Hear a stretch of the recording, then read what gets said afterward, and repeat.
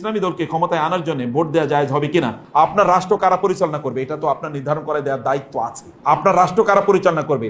সাহাবায়ে কেরামদের যুগে কি হয়েছে? সাহাবায়ে কেরামদের যুগে বায়াত নেওয়া হতো। আবু বকরের কাছে বায়াত করেছেন, ওমরের কাছে বায়াত করেছেন, আবু বকরের কাছে বায়াত করেছেন ওমর রাদিয়াল্লাহু তাআলা আনহু।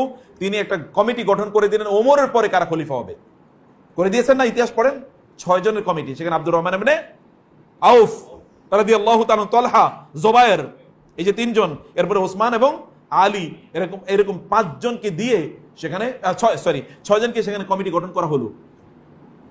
এই 6 জনের দায়িত্ব ছিল পরবর্তী খলিফা নির্ধারণ করা। এরা মানুষের কাছে গিয়েছেন, জিজ্ঞেস করেছেন, অধিকাংশ ভোট দিয়েছে কার পক্ষে? ভোট মানে এখনকার অর্থে বলছি আর কি। অধিকাংশ বললো যে আমরা ওসমানকে চাই। এর মধ্যে একটু কম সংখ্যক বললো কাকে চাই? আলীকে চাই। এই কারণে ওই কমিটি ঘোষণা করলো এখন ওসমান হবে, এরপরে কে হবে? আলী রাদিয়াল্লাহু তাআলা আনহু খেলাফতের দায়িত্ব নেবেন। এরকমই ছিল। অথবা এখানে একটা অপিনিয়ন দেওয়ার তো সুযোগ আছে।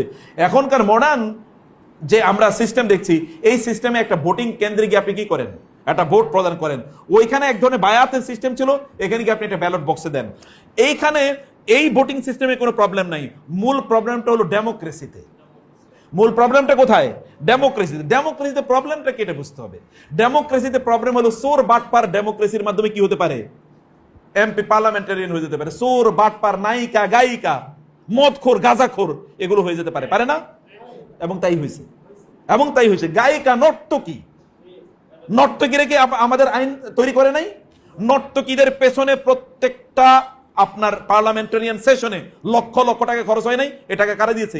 আমি দিয়েছি, আপনি দিয়েছেন। কোনো না কোনো ভাবে জুলুম করে আমাদের কাছ থেকে টাকা নেওয়া হয়েছে। অথচ এদেরকে নর্তকী থেকে লালন পালন করা হয়েছে। তা আপনি থাকেন, থাইকে যান, কিন্তু আপনি এরকম প্রহসন কেন করবেন? তথাকথিত ভোটার নির্বাচন আপনি করবেন, সেখানে হাজার হাজার কোটি টাকা যাবে। এগুলো কার টাকা? আমাদের টাকা। আপনি থাকেন, আপনি বলেন যে আমি স্বৈরাচার, আমি 30 বছর